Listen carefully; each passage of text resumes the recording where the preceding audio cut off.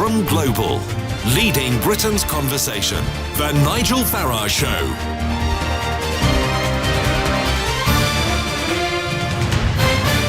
Good morning, everybody. It's Boris Johnson. He's all over the news day after day after day. Some of it, of course, is about his personal life and the announcement that he's split from his wife of 25 years, Marina, and they are getting a divorce. Excellent cartoon, I thought, in the Daily Telegraph by Matt yesterday. Two people coming out of number 10, one saying to the other, if Mrs May was in charge of Boris's divorce, he'd end up staying married. I rather like that. So there's lots of personal stuff. There are photographs of Boris at the Oval yesterday, where England are on course to win this series 4-1 against India. And it's Boris sort of half asleep after lunch, and then pictures of Boris being shown on the screen from Sky, who were covering it, and he was getting a few boos and a bit of ribbing from the crowd. But today we are not going to talk about Boris's personal life. I don't think that's particularly relevant. There was indeed a Sky data poll done on this. Is Boris's divorce relevant to whether he should become the Prime Minister? 21% say yes, 72% say no. I would bet that almost everybody of that 21% would not be a Boris supporter anyway. I don't think that makes any difference in the modern world whatsoever, but if you disagree with me, please let me know. Now, it's politics I want to talk about, and it's his article. Boris has written today in the Mail on Sunday, and he's talking about Mrs May's Chequers deal, and he says, it's a humiliation. We look like a 7-stone weakling being comically bent out of shape by a 500-pound gorilla. We have opened ourselves up to perpetual political blackmail. We have wrapped a suicide vest around the British Constitution and handed a detonator to Michel Barnier. So it's that suicide vest comment. And, of course, people are basically saying he's accusing Mrs May of wrapping the country in a suicide vest.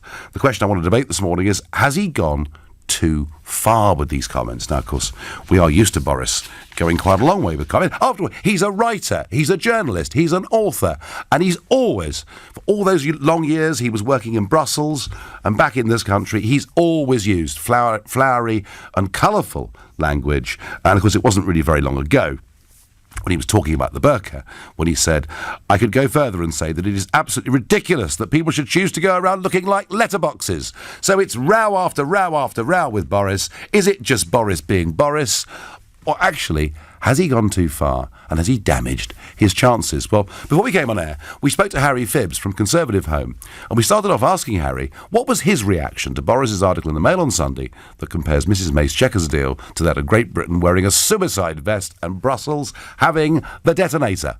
Obviously, we expect Boris to be colourful and outspoken in the language that he uses, but in the article itself, I didn't think there was anything unreasonable. It wasn't. He was talking about the government's policy rather than personalising it in terms of Theresa May. So I think there's a bit of synthetic outrage. You know, it's a bit, as a bit there was in his previous article about the burqa, where people were saying he was wanting to ban the burqa, which actually wasn't the position that he advocated. But no, I think the language that he used about it being suicidal was reasonable, actually, that he was saying that we'd be in a position where the European Union would have the decision over the arrangements for Northern Ireland, and we wouldn't be able to, we wouldn't be in control of our own destiny. We wouldn't be in control of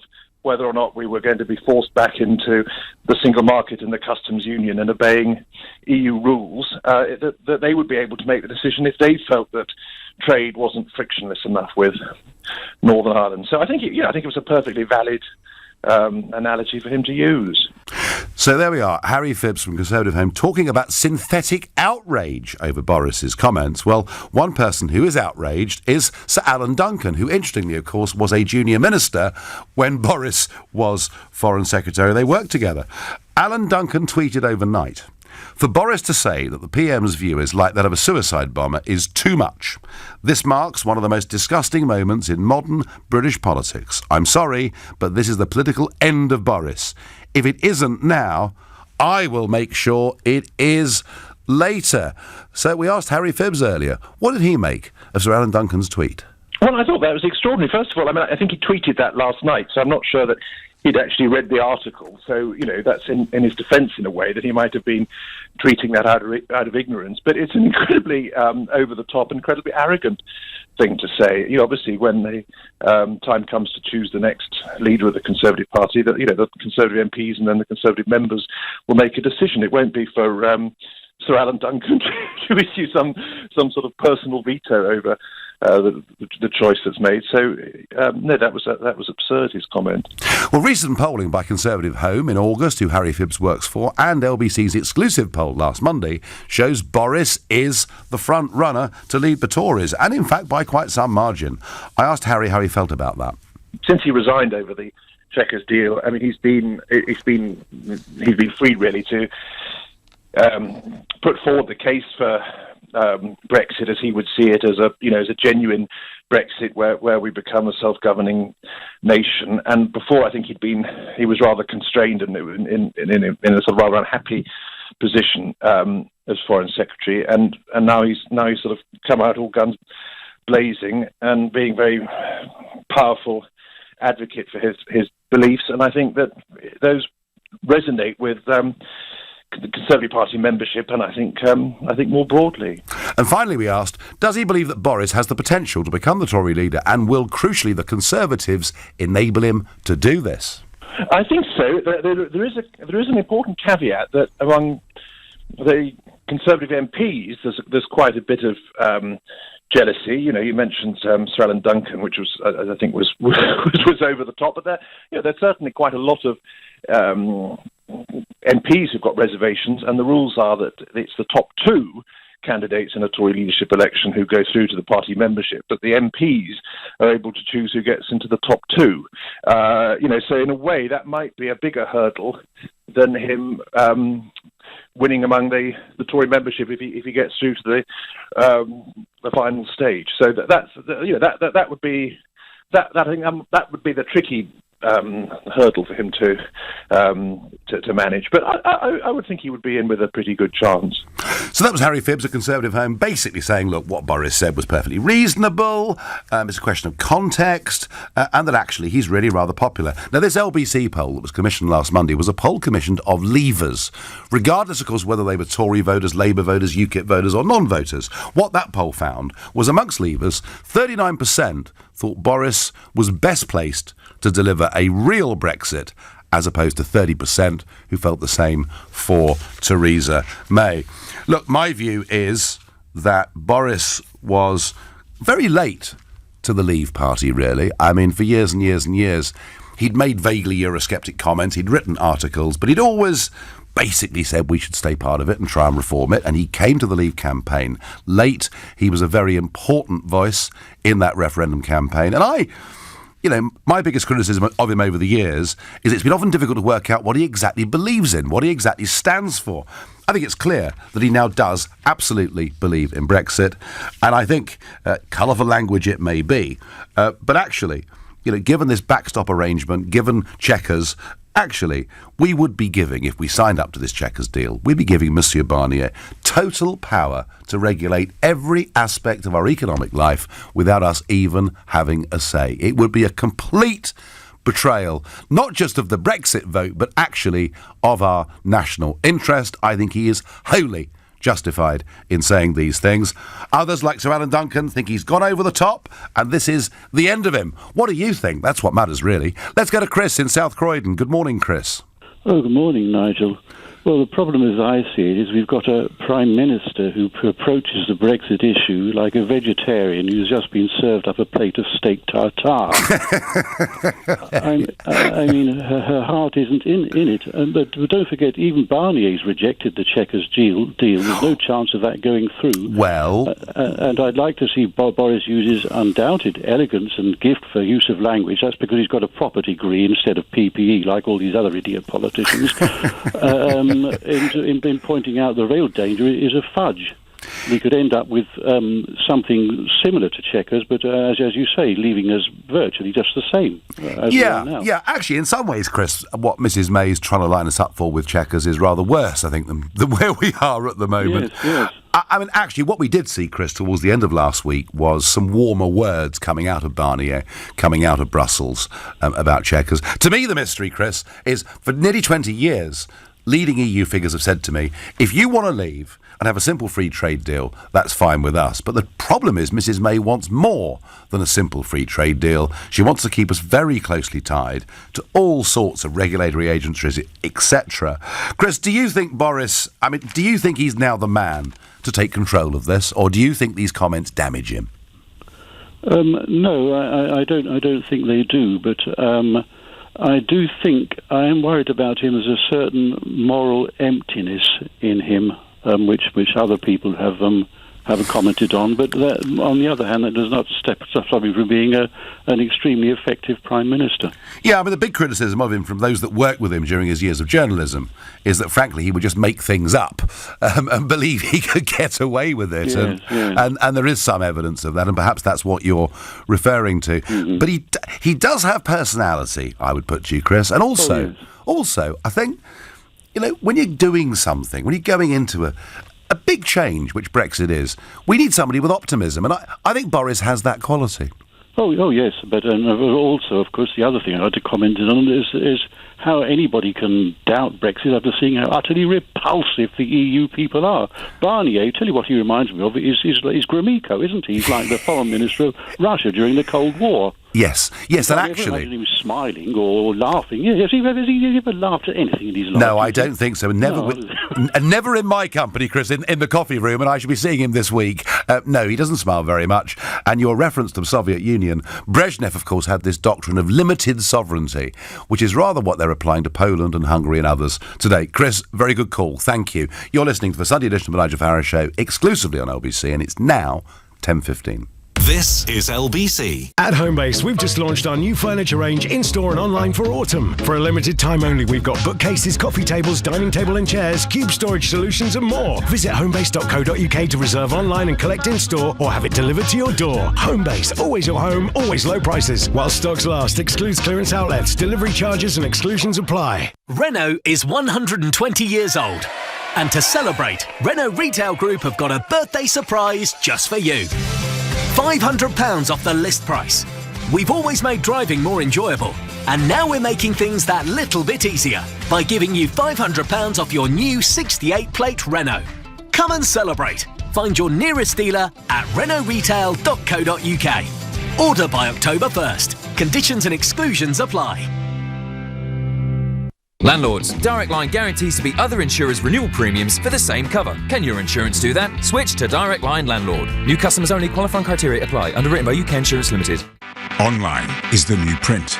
Contactless is the new cash. And broking is the new banking. The world's changed, but Finance for Business will help your business stay one step ahead. By looking across the financial landscape, they'll find you a wide range of lenders' terms and packages suitable for your business and its future. So request a call back from an expert. Visit award-winningfinance.com. Finance for Business, because broking is the new banking. From putting up blinds to plumbing in bathrooms, there's a local hero for that. And from tiling floors to fixing electrics, there's a local hero for that. It's easy to book a trusted tradesperson at localheroes.com. Plus, all work comes with a 12-month British Gas guarantee. Join the thousands across the UK who've already used a local hero. Search Local Heroes. Hi there, I've got a package from Mr. Peters. Oh, lovely. We're just up the stairs. Past the Archer turret, up the 80-foot hot tar wall, over the moat with the crocodile, then left. Okay. But if you see a wall of sharpened logs, you've gone too far. So go right until you see the steel spiked gate. Go through there, then over the narrow bridge with the sharp drop. Right. And we're the lilac door surrounded by the wisteria in full bloom. Fortify your home with BT Broadband. All our customers get BT Virus Protect with McAfee and parental controls included as standard. BT. Be there. But you said left. No, the sat-nav said left. Right! right. We just came from the right. Don't get lost on the roads. Free inside this weekend's Mail on Sunday, your official AA 2019 Road Atlas, covering the whole of Britain. Up-to-date, comprehensive and better than ever. Plus an indispensable guide to Britain's 50 most spectacular drives, gorgeous villages, glorious cathedrals and castles, and countryside to take your breath away. Your unmissable AA 2019 Road Atlas. Free inside this weekend's Mail on Sunday. Looking for a modern, luxurious holiday? Come and chat Celebrity Cruises with Dan. He's the expert in European discoveries, the king of Caribbean escapes, and he knows celebrity cruiser ships like the back of his hand. Divine dining? Done. Spas? Sorted. He'll even fix you up with a free classic drinks package and save you money on staterooms. TUI has expert cruise advisors like Dan in store to help you book your perfect trip. Visit your local TUI holiday store today. Selected sailings and staterooms. T's and C's apply. Book by 14th of November 2018 at All Protected. The Nigel Farage Show. Text 84850. Well, the polls are open in Sweden. Their general election takes place today. Is it going to be another big leap forward for the populist revolt? We'll examine that in a few minutes. But back to Boris. His comments. He says that we've wrapped a suicide vest around the British Constitution and handed the detonator to Michel Barnier. Has he gone too far? Has he gone over the top? And as that's going on, the Sunday Times today reveal the Boris Dirty Dossier, produced by people, aides to Mrs May, in case of the event of a direct Boris leadership challenge.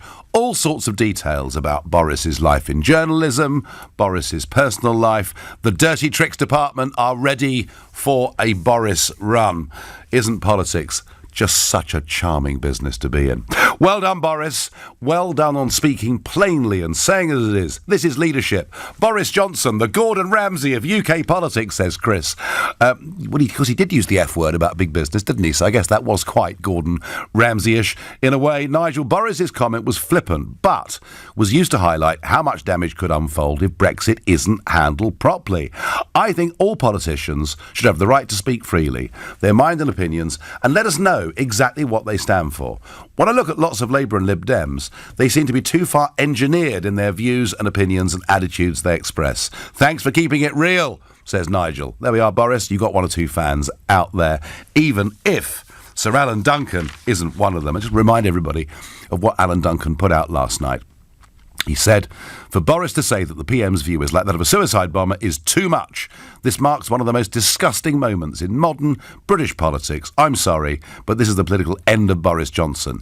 If it isn't now, I will make sure it is later. Sir Alan, I know you're a Remainer. I know you hate the whole Brexit thing, but isn't that really... I mean, to say that this is one of the most disgusting moments in modern British politics, he didn't even direct those comments directly at her personally. He made a general point about the Chequers deal. Alan Duncan, that is completely over the top in my view. Let's go to South London, to Streatham, and speak to Robbie. Good morning, Robbie. Good morning, Nigel. How are you? Yeah, I'm well. I'm back in the UK after a week in Oz, where actually their Conservative Party, which are called the Liberals, they are completely all over the shop with internecine warfare. They've been through 7 prime ministers in 11 years in Australia. But things aren't much better here. The difference is, Robbie, that Australia, the economy's doing well, the country's in great shape, and we're facing Brexit, a very, very big job that needs to be signed and sealed and acted on by the end of March. We're not in a great place, are we? Well, no, we're not, actually, and I haven't studied British Constitution, but it wasn't until Gina Miller challenged through judicial review the fact that this country's run on parliamentary decisions. And not many people in Britain, I think, have studied British Constitution. And I'm wondering whether Boris Johnson would be making the comments he made now, these inflammatory comments, were it not for the fact that the whole issue from the beginning was done back to front, and why all the MEPs, all the MPs, and that includes yourself, Nigel, didn't force David Cameron to go down the right route to have a debate in Parliament before the referendum was called. Well, and then when the referendum Robbie, hang on. There was a debate in Parliament and a vote on Parliament as to whether the referendum should proceed, and it received an overwhelming majority. That was the referendum, but the thing is, there was no debate as to what the parliamentary decision would be and whether they wanted to leave or remain. Well, now, the whole point is that if it was a resounding remain from Parliament, the people should have been informed that Parliament have the right to veto any decision that the public make. But if not, then Parliament would go ahead with the public referendum. Constitutionally, Robbie, everything you say is, of course, absolutely right. However, a national referendum is a time when we do not go through the usual route of representative democracy, and this is important. That £9 million document that Mr. Cameron sent to every one of our households said within it explicitly, the decision is yours and we will implement it. And surely that overrides our normal constitutional process, because this was a one-off situation. Well, I mean, were there not objections from other members within Parliament that weren't in favour of that? Did they not criticise David Cameron saying that, and wasn't there no articles in the newspapers? Well, I think, to be honest, Robbie, if on the verge of a national referendum on a matter of this importance, MPs had stood up and said, "We don't care what you vote; it'll be our say anyway," they wouldn't dare to say that, would they? Because there would have been a huge public reaction against them. So no, voices on that were very, very muted indeed. Robbie, I get your point constitutionally, but what about morally?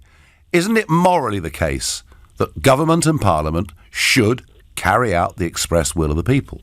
I think it should be, but on the basis of the fact that they go down the right route and carry out the right debates, and make it quite plain to the people. And then following that, Nigel, when it came to a decision before that referendum was even taken, the European Union members should have been approached to get a definitive answer to what it was going to cost us to leave the European Union, so that people would have known in advance what they were voting for, what deal they were voting for. Well, I'm not sure it really costs us anything to leave the European Union, Robbie. It's just a question of what we're prepared to give. But let's say, Robbie, I mean, we've got these negotiations. We're all over the place.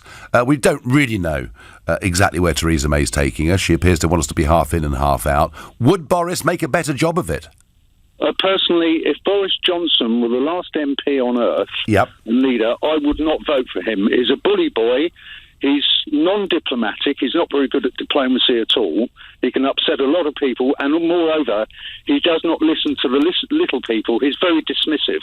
But Robbie, what he says goes. But Robbie, he did manage to, win elections to be mayor of London in a city that is pretty much a Labour city these days. He does have electoral appeal, Robbie.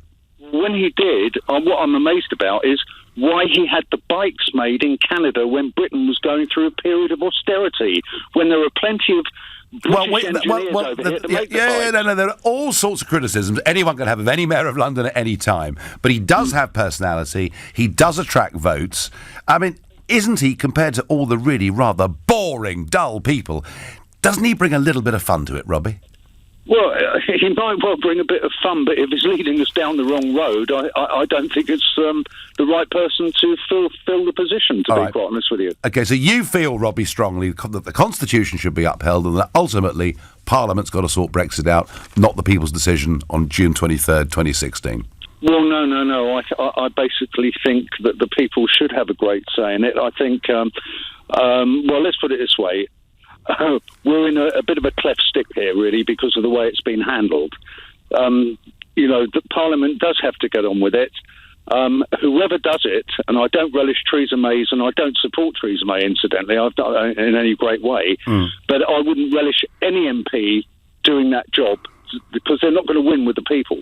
No, None of them are going to win with the people. It's not easy, Robbie. No one said it was. Thank you very much indeed for your call, and Robbie, they're not a great fan of Boris. I wonder whether these repeated comments that are portrayed as being outrageous, I wonder whether they are perhaps damaging slightly his support in the country. I don't know. I mean, essentially the other evening we had a phone in about Boris.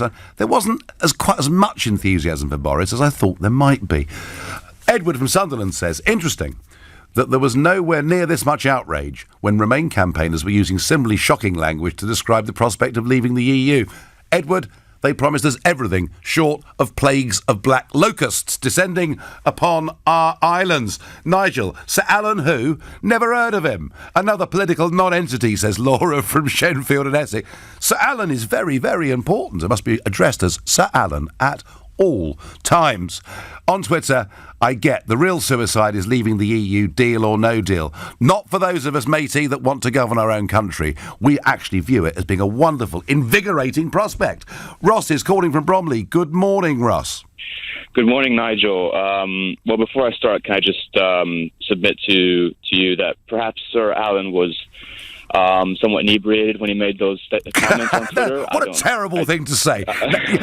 Because you do know, Ross, that you can, in the House of Commons, you can pretty much call another member whatever you like. You can call them philanderers and wrong-uns, but if you accuse another member of being drunk, that is against the rules. So, there was the famous time when the late Alan Clark, and he was dressed in black tie. He was at a dinner, and he was dragged back to the Commons to give a ministerial statement, having not expected it. And he could basically hardly speak, and he was absolutely cut.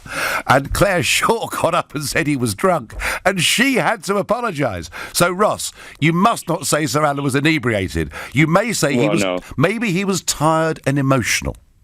Yes, of course. Well, maybe that's better. Well, maybe it would go along with the whole idea of adding to liveliness to our public discourse if we had more inebriated politicians like Sir Alan, and also if we had Boris jump into the fray. Look, I don't agree with Brexit, but it's been voted on now. It's passed. So maybe we should just have Boris have a go at it. Okay, do you think, Ross, whatever Boris's flaws, and clearly they're many, but equally he's got some great talents too, do you think, Ross, and you're not a Brexiteer, but we're going through this process, do you think he would make a better job of it and make the country feel a bit happier if he was in charge and not Mrs May? Yeah, I do. Well, definitely Theresa May, and that's the thing is you really only have these two options, it seems. And yeah, I do. I think he would... Okay. Make it better, yeah. Yeah, well, I have to say, Ross, I agree with that, absolutely. You're listening to the Sunday edition of the Nigel Farage Show here on LBC, and it's now 10:30 and time for the news with Philip Chryssikos. Police are reportedly preparing for civil disorder if there's a no-deal Brexit, including calling in the military, according to a leaked document. Separately, Boris Johnson says Theresa May's Brexit plan puts the UK in a suicide vest, handing the detonator to Brussels chief negotiator Michel Barnier. Home Office Minister Sir Alan Duncan described the comment disgusting. Counter-terror police are overseeing security for Jewish New Year celebrations. It's to protect worshippers during High Holy Days, which start today. Serena Williams has accused the umpire at the US Open tennis final of being sexist and treating her harsher than men. She also called Carlos Ramos a thief and a liar as she lost to Japan's Naomi Osaka for taking tips from her coach from the stands. LBC weather, sunshine and showers, brightness across southern England, a high of 23 degrees. This is LBC. But you said left. No, the sat-nav said left. Right! We just came from the right. Don't get lost on the roads. Free inside this weekend's Mail on Sunday, your official AA 2019 Road Atlas covering the whole of Britain. Up-to-date, comprehensive and better than ever. Plus an indispensable guide to Britain's 50 most spectacular drives, gorgeous villages, glorious cathedrals and castles, and countryside to take your breath away. Your unmissable AA 2019 Road Atlas. Free inside this weekend's Mail on Sunday. Since our first car hit the road in 1898 to the new Clio, Renault has always used the latest innovations to make driving more enjoyable. And for our 120th anniversary, we're going to make things just that little bit easier by giving you £500 off the list price. Come and celebrate 120 years of Renault by booking a test drive at renault.co.uk/drive for an extra £500 off your new Clio. Test drive and order by October 1st and register by December 31st, 2018. Exclude Zoe and Renault Sport retail customers and participating dealers only. T's and C's apply. Looking for a modern, luxurious holiday? Come and chat Celebrity Cruises with Dan. He's the expert in European discoveries, the king of Caribbean escapes, and he knows celebrity cruiser ships like the back of his hand. Divine dining? Done. Spas? Sorted. He'll even fix you up with a free classic drinks package and save you money on staterooms. TUI has expert cruise advisors like Dan in store to help you book your perfect trip. Visit your local TUI holiday store today. Selected sailings and staterooms. T's and C's apply. Book by 14th of November 2018 at or protected. Catch BT's stellar biggest ever mobile sale before it's gone. If you've got BT broadband at home, we've got exclusive offers for you. Grab a sparkling deal on a range of SIMs or get quadruple data on some shiny new handsets. And if you order online, you'll get a reward card to treat yourself. To catch our biggest ever mobile sale, you'll need to be quick. It ends 27th of September. Search BT Mobile today. BT, be there. New customers only. For claim terms, see bt.com/claimmyreward. Landlords, Direct Line guarantees to beat other insurers' renewal premiums for the same cover. Can your insurance do that? Switch to Direct Line Landlord. New customers only. Qualifying criteria apply. Underwritten by UK Insurance Limited. Are you about to put your audit out to tender? How will you decide which accountants to select? Whether you decide to spend more or less, go bigger or perhaps smaller, what you really need to do is choose the one best suited to your company. In which case, you should arrange a free meeting with Barnes Rofe. We know that every client has different needs because we spend the time to get to know them personally. Contact us at barnesrofe.com. Barnes Rofe. Clever accountants for business. From putting up blinds to plumbing in bathrooms, there's a local hero for that. And from tiling floors to fixing electrics, there's a local hero for that. It's easy to book a trusted tradesperson at localheroes.com. Plus, all work comes with a 12-month British Gas guarantee. Join the thousands across the UK who've already used a local hero. Search Local Heroes. At Dacia, we like to keep things simple, like the Sandero Stepway, our super tough mini SUV from just $9,595. See? Simple. Apart from the name, Sandero Stepway. Sounds like a lolly for builders. Although it has been hot recently. The Sandero Stepway, the mini SUV from Dacia, Auto Trader's best value brand from just $9,595. Only at participating dealers. Visit dacia.co.uk to find out more. Dacia, you do the maths. The Nigel Farage Show on LBC. Sweden goes to the polls today. Sweden, a country that had very settled politics for a long period of time, a country in which, with relatively high taxes and quite a big state, many talked about the Swedish model, perhaps the one country in which a former socialism had seemed to be a very great success. But that settled politics has radically changed over the course of the last few years. To help us through this, to explain where we are with Swedish politics and what might happen today is, and I'm very bad at these pronunciations, but it's Tove Svenoni, I think is right. Is that right, Tove?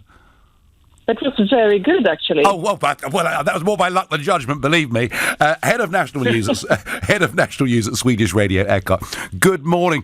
Tove, please explain, because we've never really looked much at Sweden politically, because it's been so settled over the years. Just explain to begin with. It's been so stable, it's been boring, right? Well, in many ways boring, but I used to do business and go to Stockholm regularly, and I remember thinking, this is one of the most contented countries on earth. Everything seemed to work very well, and things have changed. Explain to the listeners who the main parties are today in Swedish politics. Right, we have 8 parties in Parliament now, and they form 2 sides traditionally, one left side and one right side, and that's the traditional way that Swedish politics have been divided. So after every election, traditionally, there has been you have to look at which side is the biggest and which side can form a majority in the Parliament, and that side forms the government. So it's been quite easy. But then the Sweden Democrats showed up, and they have grown over the last years.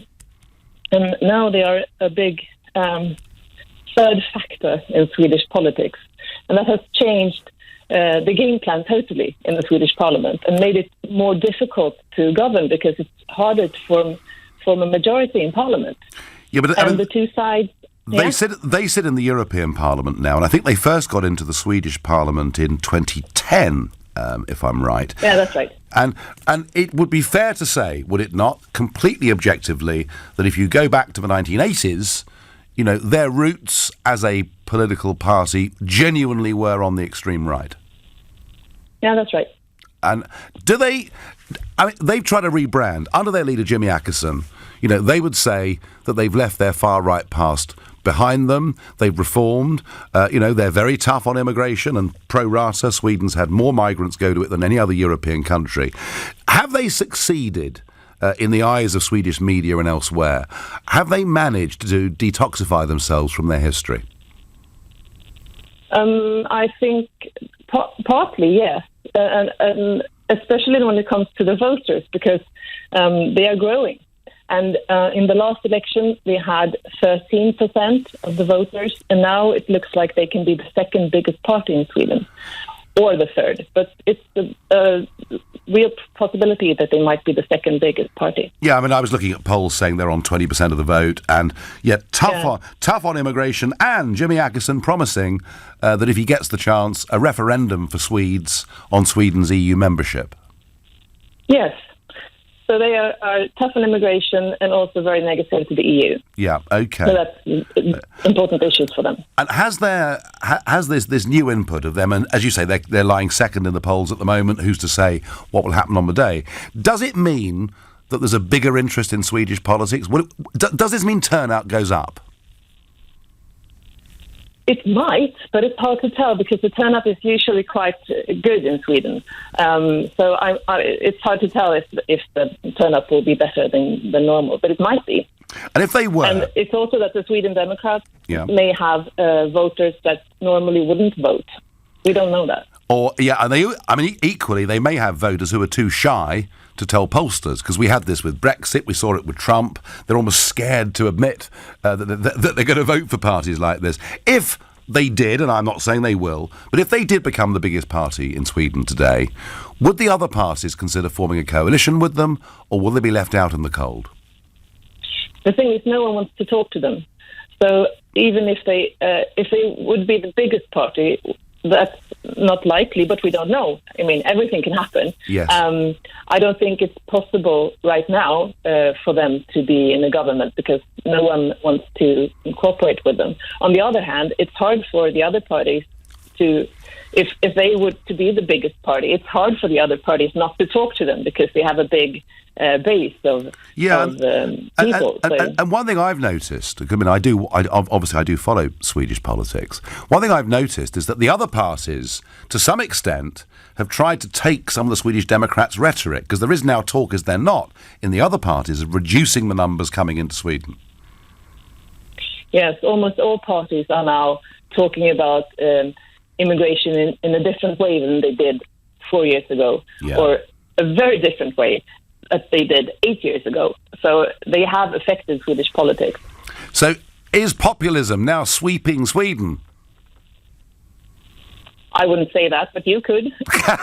OK, thank you very much indeed, Tova. That was great. Well, that gives you a bit of a rundown on where we are with what was very boring politics in Sweden. The Swedish Democrats lying second in the polls at the moment, tough on immigration, anti-EU, and already, you know, as we saw there, the other parties now beginning to change their rhetoric. Sweden, over the course of the last few years, you know, a country of 10 million people, and about 600,000 of those have been migrants that have come within the last decade. Pro rata, they've taken more than any other country. And you'll have seen in the last few weeks, you know, the scenes of cars burning in city centres, huge increases in murder rates, huge increases in sexual violence. That's not to say that all of that is being done by migrants coming in, a majority of it is, but a general breakdown of law and order in Sweden cities, a place in which that would have been literally unthinkable 20 years ago. Back to Boris. Has he gone too far? Is talking about us being put into a national suicide vest and hand him a detonator to Monsieur Barnier, is it over the top? Does he start to lose credibility? Or actually, is it about time someone just told it as it is and put a direct challenge to Mrs May? Harry is a new caller from Bournemouth. Good morning, Harry. Good morning to you, Nigel. So, what do you make of Boris's words? I think he's absolutely correct, and I completely and utterly support what he is saying. If we go down this route that Mrs May wants us to go down, we may as well have just completely and utterly changed taken away all of our vetoes and all of our power that we currently have. We're going to end up in a worse position than what we were before we all voted. And I think it's absolutely correct that Boris is standing up for what the people said. And the vote was in or out, and that is what we need, not to become, as a lot of people are calling it, a vassal state. Yeah, I absolutely agree with that, Harry. Of course I agree with that. But let me ask you about Boris. You know, does it worry you that he continually gets into a row, whether it's talking about, you know, people wearing burqas looking like letterboxes, whether it's the use of this term suicide vest, whether it's his continually, it would appear, colourful private life. Does any of this stuff worry you about Boris? No, not at all. I think it's very refreshing that we've got a politician and a potential leader that actually is willing to speak his mind rather than pussyfoot around everything. With regards to his love life, well, good, that's a personal thing, and it doesn't affect him becoming, possibly becoming a Prime Minister in my eyes. I actually think that he would be a great man as Prime Minister. And he's not very, there's a lot he's not very of diplomatic, Harry, is he? Well, nor was Winston Churchill, and he became probably the best Prime Minister this country's ever had. Is Boris the British Trump? Yes. OK. All right, Harry, that was very interesting. Thank you. And actually, the more you start to put this together, the more he does look a bit like the British Trump, doesn't he? Interesting. Peter is calling from Wimbledon. Peter, good morning to you. Good morning to you, Nigel. Before I get to Boris, one thing I'd like to say to you and to your loyal followers, that out of all people who voted in a referendum, Brexit referendum, only people on the Remain side knew what they were voting for. No, they didn't. To remain as no, they are. No. Peter, stop. The European Union does not stay where it is. It is a process aiming at never-ending integration. And since... And I'm saying this, Peter, because I'm going to be sitting next to, on Wednesday morning this week, sitting next to, in Strasbourg, the European Commission, and Mr Juncker will give his State of the Union address. Last year he told us that the European army would be completed by 2025. That wasn't put to the electorate during the referendum. So the idea that Remain is just a still static status quo is simply not true. Well, it is true because we have the right of veto for a start. And the other thing is about the army, what you go so upset about is your pal across the pond, Mr. Trump, has already said that NATO is obsolete. And European nations have to take care of their own defences themselves. And that's why European Union is rightly so talking about creating its own military. And the thing is that what is the difference between NATO and EU forces? We only have a difference is that there is no US in it. But this is about the truth. This is about the truth. Look, I debated this in 2014 with Nick Clegg. I said one of the reasons not to be part of the EU is it's developing a European army. I don't think we should be a part of it. Clegg described that as a dangerous fantasy. And on your point about veto, we have no vetoes over changes to legislation that affect our business life in this country. The European Union, I repeat, is a process aiming towards never-ending integration, aiming towards a unitary state. So I reject totally this idea that Remain was a static status quo. But Peter, let's move on. Let's move on. Because there's such a variety of issues, and you guys, you know yourself, including Boris Johnson, you lied about so many things. Peter, I've had 50 years of lies, 50 years of being told it's just about trade. Don't worry your stupid little heads. Let me ask you, Peter, quickly. I know you've called before, and we don't agree on this, and that's fine. That's what LBC's for in many ways. But in your view, forgetting where you stand on Brexit, as a person, do you think Boris's comments are over the top, or do you think actually they're appropriate? Well, this is why I called you, because I'm really annoyed, because people like you are laughing at it and you're making jokes and stuff. What you don't realise, that the comments like Boris Johnson made, they are deeply, deeply upsetting to the family and the loved ones who lost their loved ones in suicide bombings which happened in this country. And when you make comparison of our Prime Minister to someone wearing a suicide vest, you clearly have lost your moral compass completely.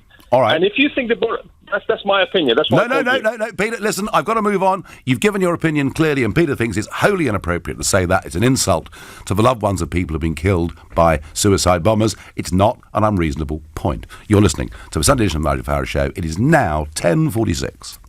Nick Ferrari at breakfast, weekday mornings from 7. To an extraordinary exchange from formerly Andrew, now Lord Adonis, to Jacob Rees-Mogg. I'm going back to the 18th century because I always try to meet Jacob on common ground, and I have issued a challenge to him to a duel. So if we facilitate this duel, which can involve Twitter and calls and emails and everything else... Every modern weapon can be used in this great fight of our lifetime, which is what should we do about this big issue of Europe? Nick Ferrari at breakfast, weekday mornings from 7. 7 LBC. Next week, LBC investigates online hate with Nationwide Building Society. With adverts, movies and more becoming increasingly diverse to reflect society, Sheila Fogarty will look at whether negative online reactions go too far. We'll also be asking when something isn't okay to say face-to-face, why is it accepted online? And we'll look at the psychology of cyberbullying and what can be done about it. To find out more, search the hashtag #TogetherAgainstHate or go to lbc.co.uk.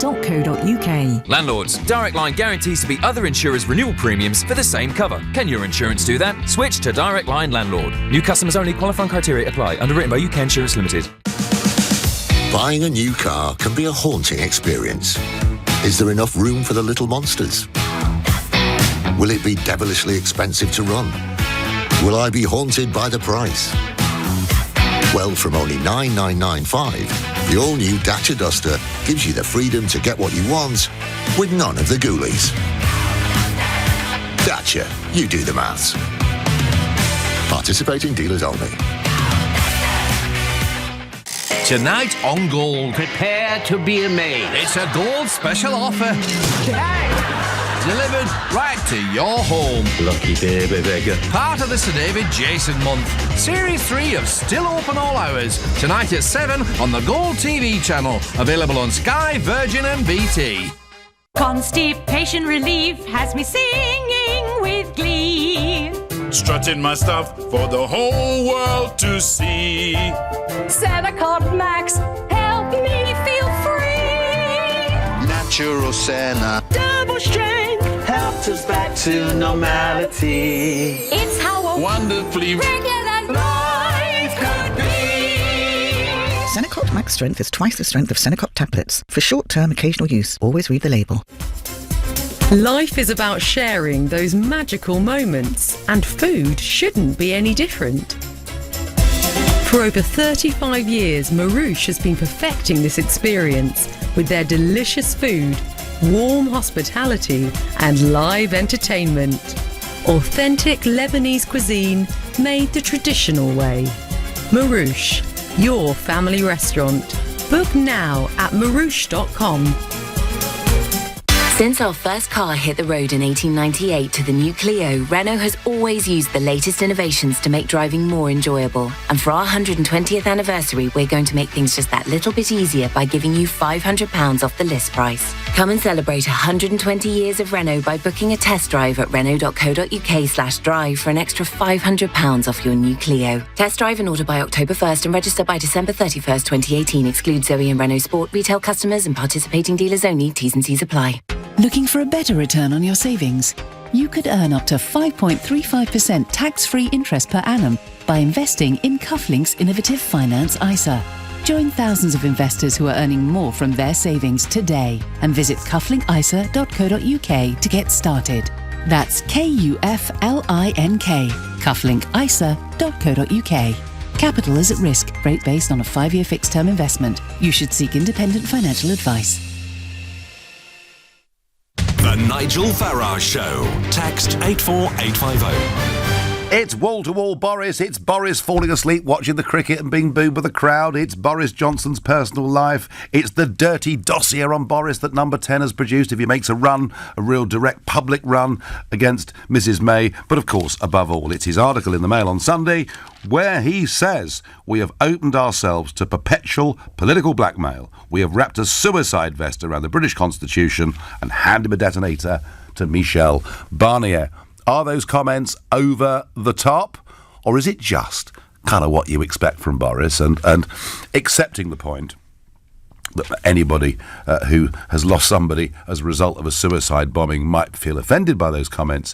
In general terms, I would say the thing I like about Boris, there are things I don't like, the thing I like about Boris is he makes people smile. There's a little bit of optimism. When he talks about Brexit, he talks about the sunlit uplands in the years to come that we'll have as an independent nation. It's all a lot better than the perpetual misery we get from Mrs May. That's my view. Daniel is a new caller from Marylebone. Good morning, Daniel. Hey, good morning, Nigel. How are you? Good morning. I'm well. So, has Boris got this right or has he got it wrong? For someone as well-read and well-spoken as Boris, he's used a poor choice of words, but let's not detract from the point. And why we're even having this phone call on your show today, I'm surprised. I'd expect this on maybe James May's show. But the point is, he called a spade with a poor choice of words. And for someone like Peter to take offence rather than actually focus on the issues here of capitulation and us bending over to Europe, we're all getting lost in the fuzz and the spin of it all. So is Daniel your point that what Boris is saying is correct in terms of direction of travel, but a distraction in terms of the words he's used? Absolutely. Yeah. Absolutely. Okay. Yeah. Okay. I do understand that, but this is Boris, Daniel, isn't it? And you're right. He's highly educated, and you can sit down and talk about the classics with him. And he's written some in his book on Churchill. I'd recommend anybody to read. It's a terrific read. But I think look at Peter's point as a Remainer here. He's taken this as a personal insult almost of what Boris has used as language. He's not focused on debate and educated, informed discussion around Brexit. He only wants to get touchy-feely and oversensitive. And this is the problem the Remain side has. They can't sit down and ever produce any tangible debate. They can get wound up, they can get upset, but they can't retort on Brexit. What do you think? What do you think Boris should have said? I mean, should Boris have said that Mrs May's deal is a betrayal of the Brexit vote and would lead to us being disadvantaged by future EU decisions? He has come out on the record and said that multiple times. Yes. Simply by resigning over Chequers, he's put his job on hold as a result of that. So I don't think he needs to state that anymore. So does he? So is he, Daniel? I mean, come on. We are dealing here with an intelligent person. Is he changing the rhetoric? Is he upping it?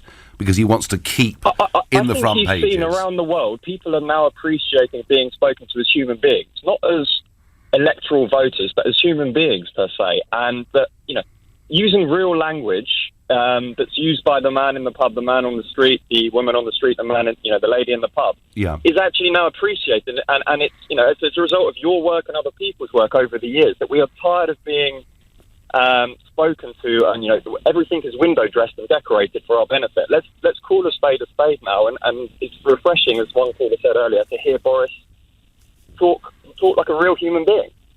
Okay. And figure it how it is, not sugarcoat it, but say it is what it is, and we need to. And if we have this conversation, Daniel, if you and I have this conversation in 2 or 3 months' time on this show, do you think by then he could be Prime Minister?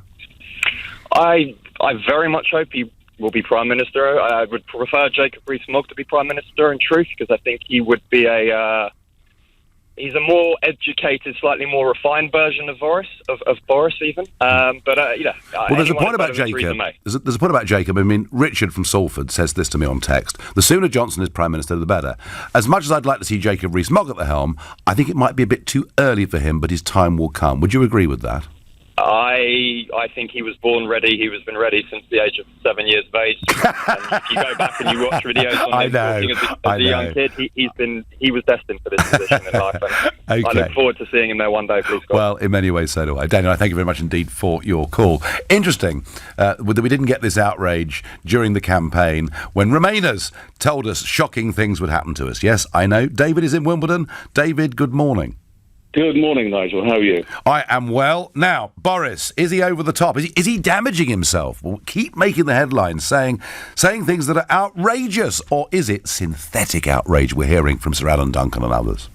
Well, I think we only just have to look 3,500 miles across the Atlantic and the election of Donald Trump. Yep. And I think that Donald Trump was elected because he spoke directly to the people in language that they understand. And they don't, and never sugarcoated it. And I think the problem is that there are too many people who just cannot accept, the use of language. I think Boris knew exactly what the words that he was using. Yeah. And I think that, it was a metaphor, and I think it was perhaps unfortunate for some people who were affected. I'm an ex-military guy. My regiment served in Afghanistan, Iraq. I have former colleagues of mine, that unfortunately lost limbs as a result of that action. But I don't think that they would condemn Boris for what he has said. I think the metaphor was entirely appropriate. Yeah, and I get your point, David, about Trump, etc. I think we've had enough. We're bored with these careerist politicians who never say boo to a goose, who are politically correct beyond belief. We want real people, flaws and all, that stand up and say stuff and mean it, don't we? Well, I think you're absolutely right. And I think, actually, if you look at politics in general, I mean, I think the dissatisfaction of the British people with our politicians is that the politicians are ranked the lowest. I mean, have the lowest regard and respect amongst the British people, below that of a car salesman. I mean, I think it's down to something or an estate agent, or... Yeah, I mean, at 14%. And I think it's because people think that they talk, I mean, they're double standards. I mean, they say one thing, and they do I something think, completely David, different. yeah, And I think it's self-interest, isn't it? We think they're in it for themselves, they're in it for the career, and they'll say anything to get elected. Isn't that what it's really all about? Well, I think that's a shame, and I think that is why we're seeing politics turned on its head in other countries. I mean, what we're seeing in sort of Sweden, what we've seen in Italy, what we've seen in the United States, I mean, around the world, is that people want to be spoken to and told things how they are. Yeah. You are always going to cause some offence. I mean, like Peter in Wimbledon, who's a scratch record when it comes around to Brexit. I've heard him many times. Yeah, he's a regular caller. Thinking that us Remainers were stupid and we didn't know what we voted for. I know. I must admit, and also his argument, David, that Remain was a status quo when it's not, it's a process. David, I've got to let you go there. 2 last quick comments on this. Scott says on Facebook, the only thing Boris can be trusted with is his own self-interest. Bob says if Boris becomes PM, we really would be the laughing stock of the world. Well, as ever, anything to do with Boris gives us a huge amount of opinion on both sides. He knew what he was writing here. I don't think it's offensive. I think Sir Alan and others are using this as an excuse. It is, as ever, faux outrage. Right, now, talking of personalities, President Trump has always said that dark forces and the deep state were out to get him. Now, after revelations of a resistance within the White House, does the president have a point? If you think, no, Trump's paranoid, then call me on 0345 6060 973, or maybe you think the officials really are working against him, in which case text to 84850, or maybe you think it's just politics as usual, in which case tweet using the hashtag Farage and LBC at LBC, and of course you can watch us live on Facebook and you can comment there too. Is Trump right when he says there are dark forces out to get him? It's beginning to look like it.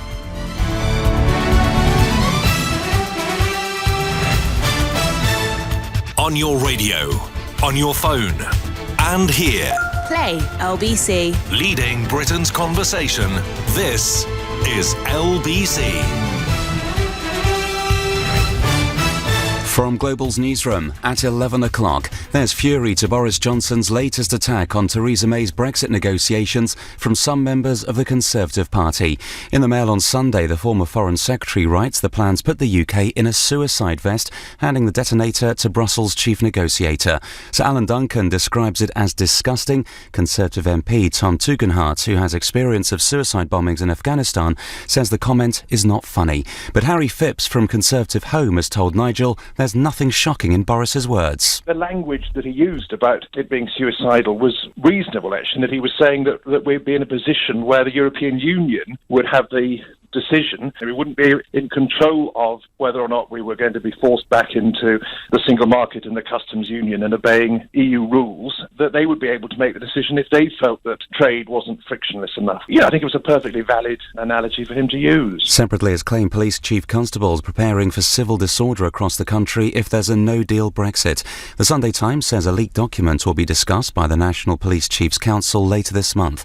But Lord Paddock, the Liberal Democrats' Home Affairs spokesman and former Deputy Assistant Commissioner of the Metropolitan Police, has told LBC the reality. When it comes to the Sunday Times, I would look for a political angle. But when it comes to the police, what they have to do is they have to plan for every eventuality. The police are taking a sensible and pragmatic approach, looking at every particular scenario that could unfold as a result of a no-deal Brexit and putting plans in place as a consequence. In other headlines this hour, the Home Secretary says the order to carry out the Salisbury nerve agent attack came from the highest level of the Russian state. Sajid Javid didn't go as far as identifying President Putin, who authorised the Novichok poisoning, but he did say we all know what is at the top of the Russian government. There's a consultation on new plans to give police extra stop and search powers. To deal with a rise in acid attacks, the Home Office wants officers to also look for drones and lasers if they think they'd be used dangerously. A Freedom of Information request reveals 60 laptops from the Ministry of Defence went missing last year. The department also adds a further 4 desktop computers and 48 USB memory sticks were lost or stolen in 2017. Motorists could be given special privileges on the roads and green number plates if they drive electric or hybrid cars. Described as a badge of honour, the government consultation would follow similar programmes in Norway, Canada and China. Naomi Osaka of Japan has secured a shock win and her first at the US Open tennis, beating Serena Williams. The 6-time Grand Slam champion Williams yelled at the umpire Carlos Ramos, calling him a thief and a liar after several disagreements. LBC weather, sunshine and showers, brighter across southern England, a high of 23 degrees. From Global's newsroom for LBC, I'm Philip Chrysikos. The Peugeot 3008 SUV. Drive that winning feeling, featuring the next generation Peugeot iCockpit with connected 3D navigation. Winner of 47 international awards to date, the only way to truly discover what all the critical acclaim is about is to experience it for yourself. Order this September and get 2 scheduled services for just £99. Terms and conditions apply. Visit Peugeot.co.uk/3008 SUV for full details. At participating dealers only. This is LBC from Global, leading Britain's conversation. The Nigel Farage Show.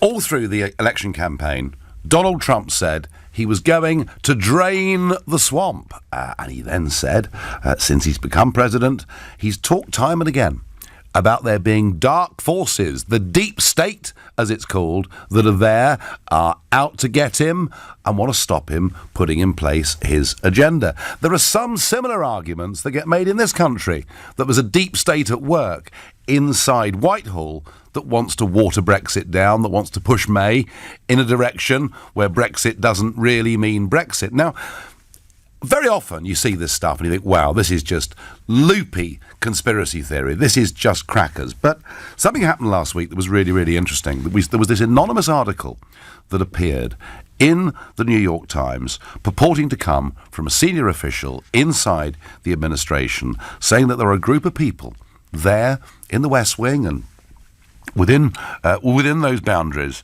that he says, we have vowed to do what we can to preserve our democratic institutions whilst thwarting Mr. Trump's more misguided impulses until he's out of office. So what they're saying is there's a group of them there trying to stop Trump putting into place his agenda.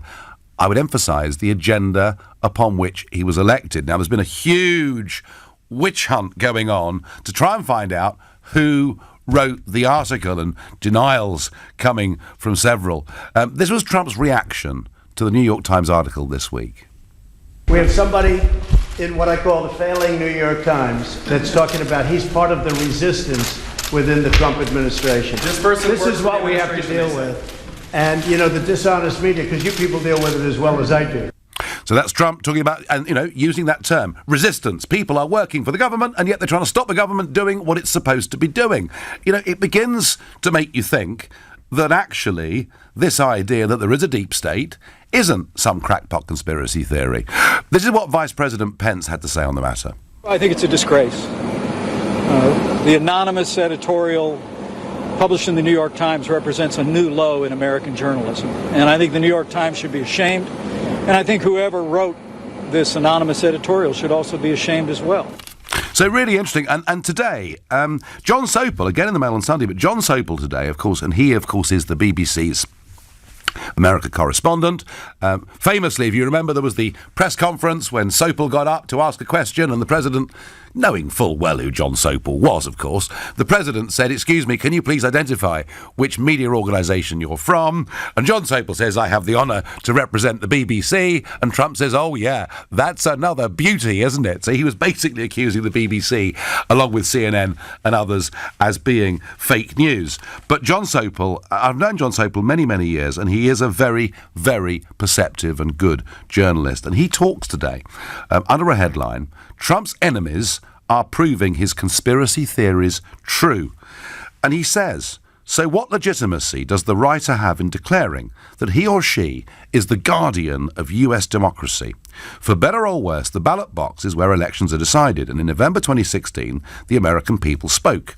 If you're unhappy about the administration's direction of travel, you have the choice of resigning and fighting the Trump agenda at the next election. And John Sopel is absolutely right, because there's almost nothing that Trump has done that he didn't promise he would do during that election campaign. He said, I'm going to do all these things. That's exactly what he's trying to do. And now he's being resisted from within the White House.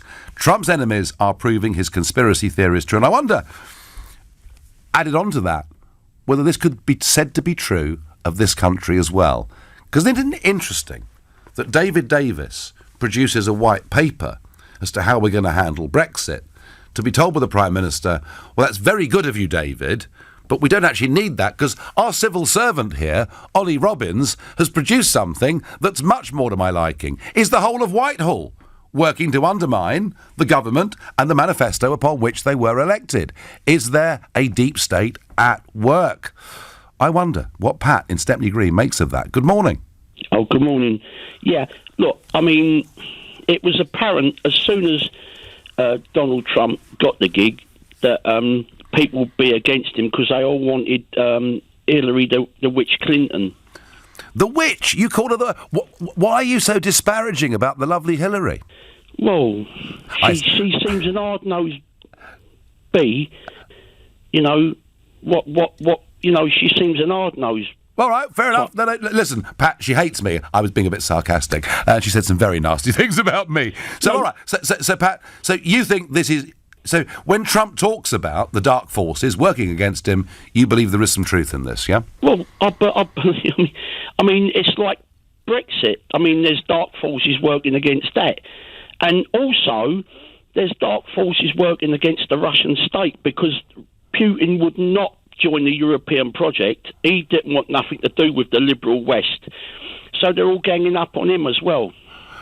How do we change this, Pat? Because we've had, we've voted for Brexit, we've voted for Trump, we've voted for fundamental changes in both cases, and it's proving a bit harder to get there, isn't it? Yeah, because these people are so wealthy and so much power, and they're like a cabal of American, European, globalists that they want a one world order. Yeah, and some would say the Bilderbergers. I've no doubt. Pat, thank you, and Pat thinks it is true. I think a growing number of people feel that there are some quite dark forces at work that don't necessarily like the way we vote in elections. John is calling from Formby, a regular caller to this show. Good morning, John. Yes, good morning, Nigel. So is Trump right to say there are dark forces against him? Oh, absolutely. I think the root of the problem is that the cosy establishment has had it too good for too long.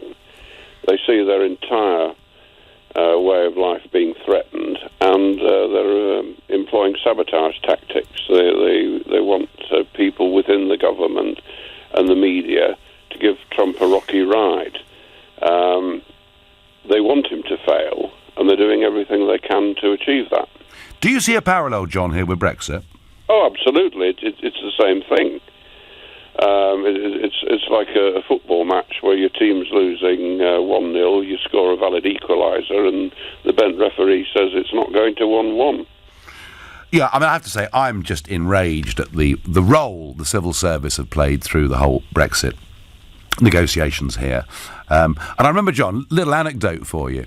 I remember going into the West Wing to see Steve Bannon, and he was there in his office, and, he was the president's key advisor, and I was having a conversation with him, and kind of noticed that he was kind of talking back to me in very whispered tones, and Steve just assumed that everything he said and did was being listened to by the security services in the USA. So he was absolutely convinced that there was a deep state there that was out to damage the president. The question is, whether it's in America, John, or whether it's here, how do we stop the deep state from acting against the democratically expressed will of the people? What do we do about it? Oh, that's a very good question. We need more whistleblowers for a start. Yeah.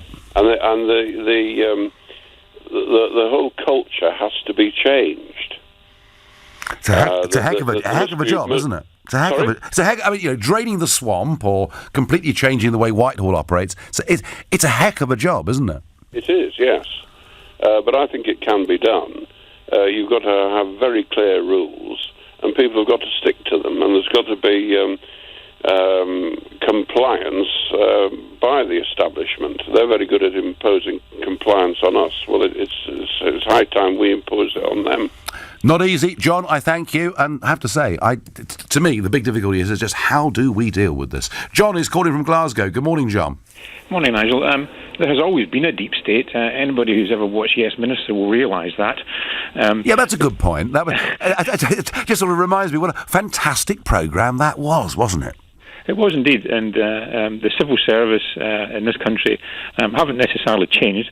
It's all about how clever or how skillful the politician is at getting the civil servant to actually implement and do what he actually wants. Because I seem to recall the civil servant, I think it was Nigel Hawthorne, spent a great deal of time trying to thwart what Jim Harker wanted to do. Yes. Now, there was the wonderful episode in which they decided to cut back civil service numbers, and by the time they'd finished the exercise, there were actually more of them, I remember. Well, Nigel Hawthorne, as well, as far as Donald Trump being perhaps, shall we say, unstable or mad, there's nothing new in that either, because I seem to recall this country had a mad head of state in the form of King George III. And it didn't prevent this country from being hugely successful, because I seem to recall, even though we had a mad head of state, we defeated Napoleon, we won Trafalgar, and we won the battle at Waterloo. And we founded Australia, but at the same time we lost the American colonies. No, well, that's right. Yeah, this might be the chance to get the colonies back. Well, I hadn't really expected the phone call to go quite in that direction, John. But how do we stop this, John? I mean, we're supposed to live in democracies. We, the people, are supposed to empower governments on a manifesto, and if we find that actually it is the state employees that think, oh no, we can't have this is not acceptable, and in many ways you could argue that the model of the European Union was set up on the basis that officials knew better than voters what was good for them and the future direction of their countries. How do we turn this round, John? Can we turn it round? Well, the only thing that the electorate can do is vote in politicians who are determined to implement their agenda and support them, because Trump's getting obviously hugely destabilised. There are forces attempting to destabilise. Well, the only thing that the electorate can do is ensure, for example, the upcoming elections which Trump's party is facing, is that they support them again. Well, do you know what, John? I think all of what's happened in the last 2 weeks in America is all about the midterm elections, and we'll talk about those in the course of this hour. Jim says on Facebook, it's not the deep state, just people with different points of view. Jim, they're entitled to have different points of view, but if they're working for an elected US president who is carrying out the things he told the American people would do, surely their job in a democracy is to make sure he's able to do them, not to be the resistance against him carrying them out. That's how it seems to me. You're listening to the Sunday edition of the Nigel Farage Show here on LBC. It's 11:15. This is LBC. It's XXL week at Lidl. Get an XXL pack of 4 stone baked margaritas, only $2.49. XXL packs of breaded or battered fish fillets, also $2.49. And an XXL pack of almond ice creams, just $2.09. Lidl, everything's XXL, except the price. Subject to availability, selected stores, excludes NI. Your future is here. The Global Academy, a forward-thinking state school for 14 to 19-year-olds interested in a media career. Visit globalacademy.com to find out more. The Jaguar XE. The most advanced, efficient, and refined sports saloon Jaguar has ever produced. And there's 0% interest. We find that very hard to believe. The stunning Jaguar XE-R Sport now available with low monthly payments and 0% APR over 36 months. So why have an ordinary car when you can have a Jaguar? Search XE offers for more information. Available on selected models until 30th September 2018. PCP Finance. Credit subject status. UK residents over 18. Terms and conditions apply. At participating retailers only. Black Horse Limited Trading is Jaguar Financial Services. Tonight on Gold. Prepare to be amazed. It's a Gold special offer. Delivered right to your home. Lucky baby beggar. Part of the Sir David Jason month. Series 3 of Still Open All Hours. Tonight at 7 on the Gold TV channel. Available on Sky, Virgin and BT. Clive, what's doing Wolf? Whale music? You must be one stressed out private landlord. Yes, I am. Your tenants are struggling financially and can't pay their rent. But you're with Direct Line. They'll repay any unpaid rent until your tenants are out. So drop the stress ball. It'll all be over soon. Ah, that's better. Claim back unpaid rent after 1 month's arrears with rent guarantee. Can your insurance do that? Search Direct Line Landlord. Cover purchased as part of legal expenses add-on. Qualifying criteria apply. Restricted claims for existing tenants in the first 90 days when product first purchased. Over 90% of finance arranged by Finance for Business is sourced beyond high street banks. Find out how they're making broking the new banking at awardwinningfinance.com. Disaster can strike as quick as a flash. Now it's all about damage limitation and having a response team that can act fast. Ideal Response can be on the scene within 2 hours, working 24/7 to ensure damage caused by fire, smoke and water is kept to a minimum. Ideal Response, the 24-hour damage restoration and specialist hygiene service.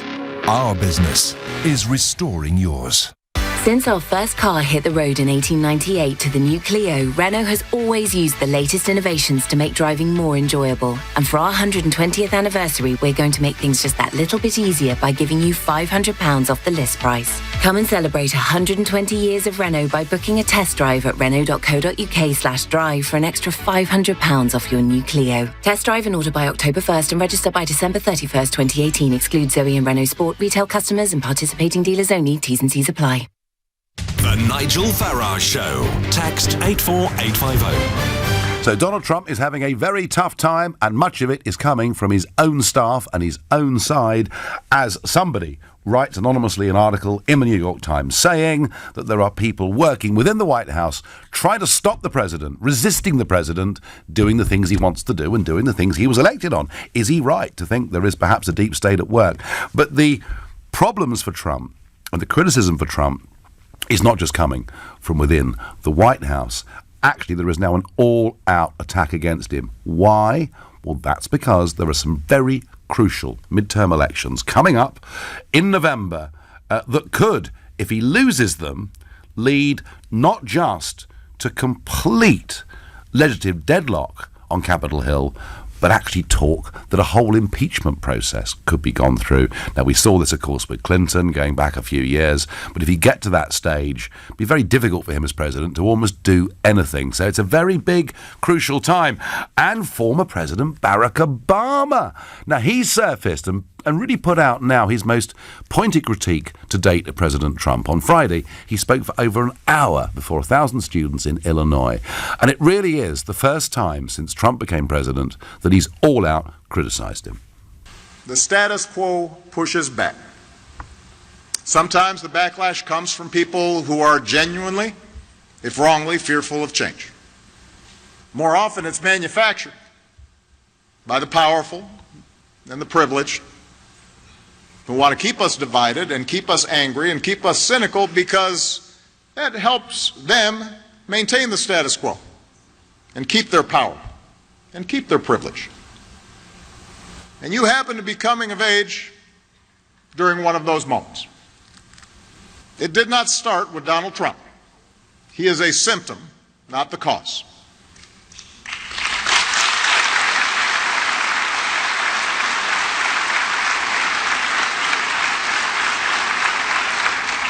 He's just capitalizing on resentments that politicians have been fanning for years. A fear and anger that's rooted in our past, but it's also born out of the enormous upheavals that have taken place in your brief lifetimes. Well, the president, of course, did not take this lying down. He was on his way to North Dakota on Friday evening to give one of his big rallies, and this is what he had to say. Somebody, very popular guy here, was just interviewing me. You know who I'm talking about, great guy. And he said, what do you think of President Obama's speech? And I said, I'm sorry, I watched it, but I fell asleep. I found he's very good for sleeping.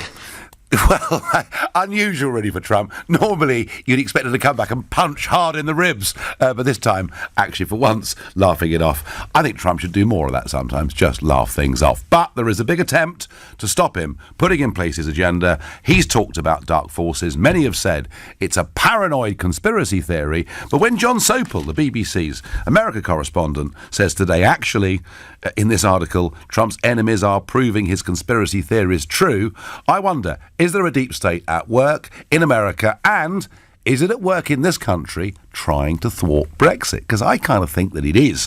What does Nick from Croydon think? Good morning, Nick. Hello, Nigel. Morning to you. The one thing about this that I found strange is what spy would write an article for the New York Times, indeed any newspaper, setting out I am a spy, which is effectively what the article in the New York Times says. That strikes me as very odd. And the only answer, the sensible answer I got to that was that it's people within the deep state who I'm sure exist, talking to each other still. They've still not got over the fact that Trump won, Clinton lost. And this is them reassuring themselves that they are, after all, good guys rather than the election results showing the bad guys, the losers. I find that very strange. I mean, the point of the article, Nick, is not for a spy to self-identify or to confirm their existence. The point of the article is to say the president is unstable, it's chaos within the White House, he's dangerous for the democratic values and economic well-being of America, and we're here resisting him. The point is they're basically saying, Nick, he's unfit to be president, aren't they?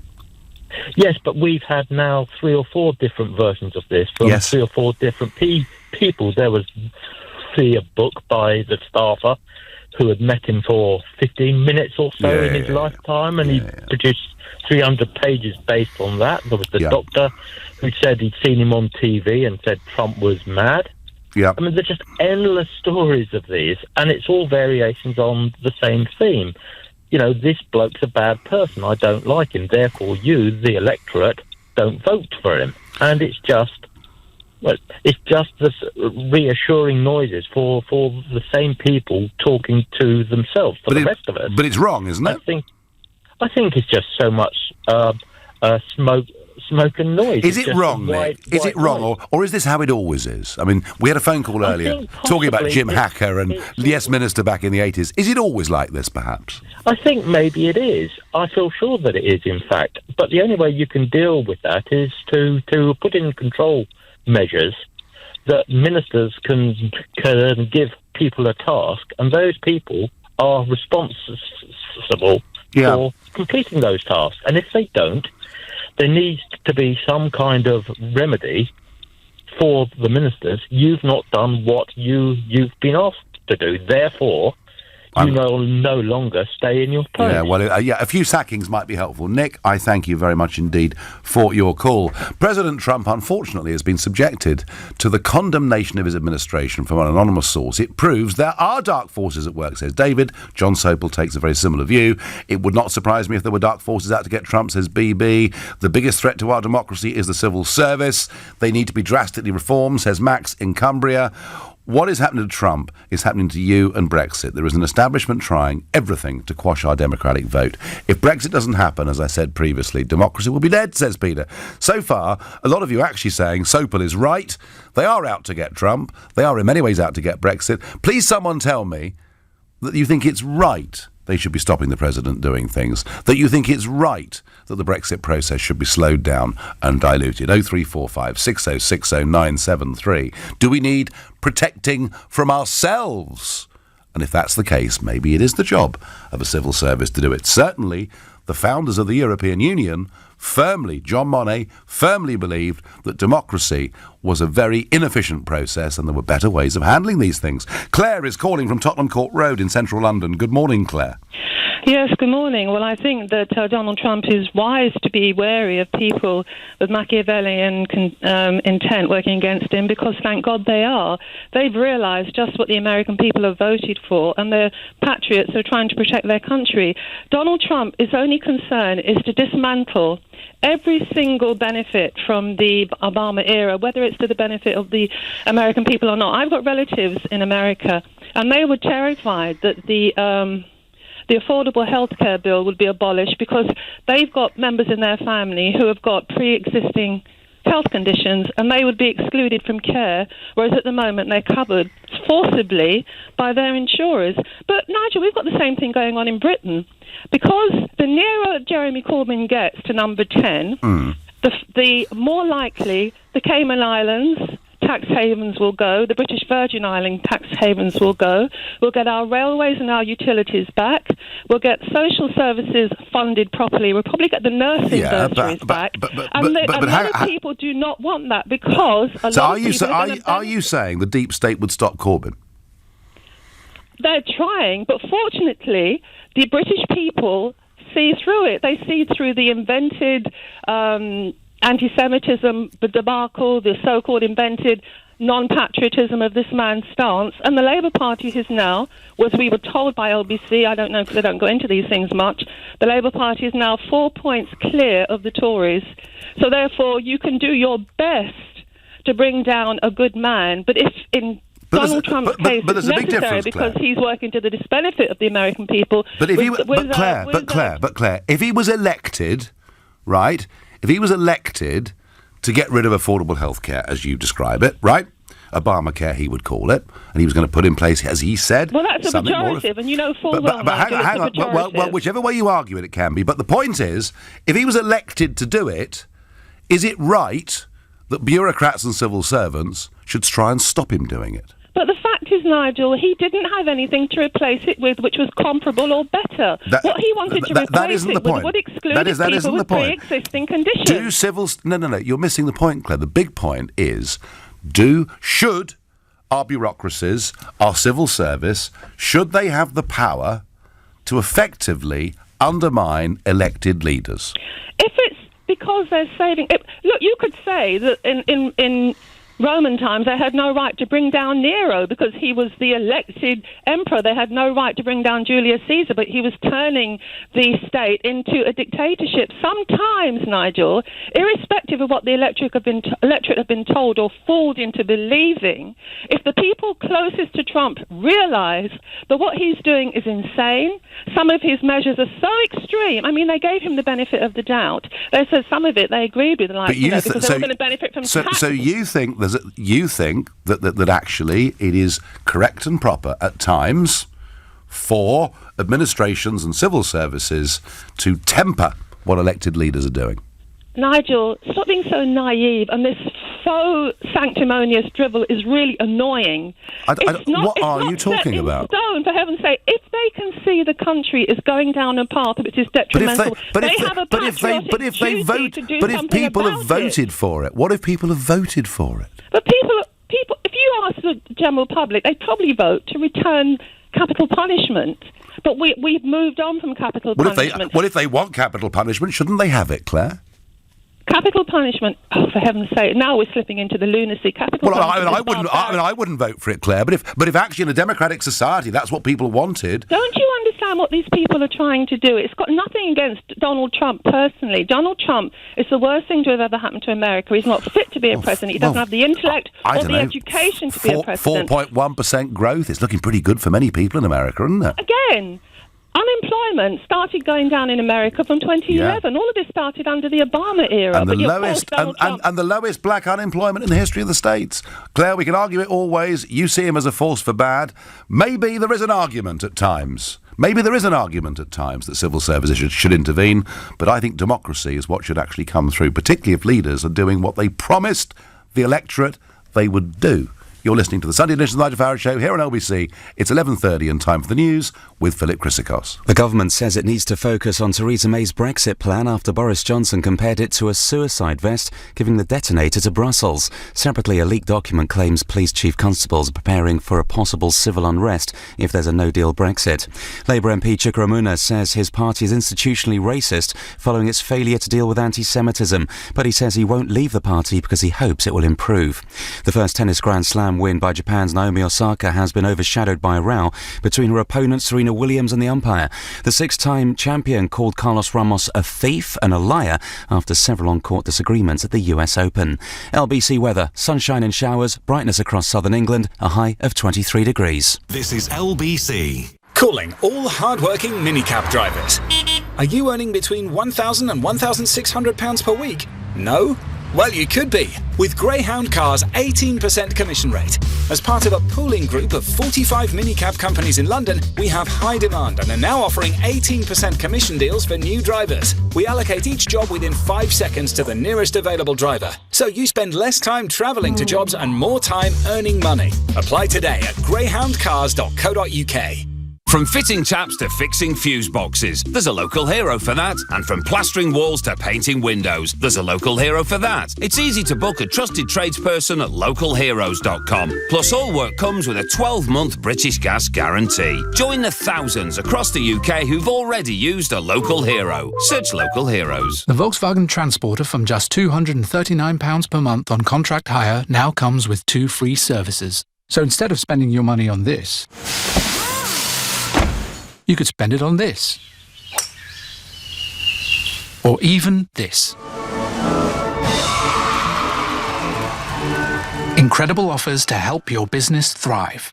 Search Volkswagen Transporter to find out more. Volkswagen Commercial Vehicles.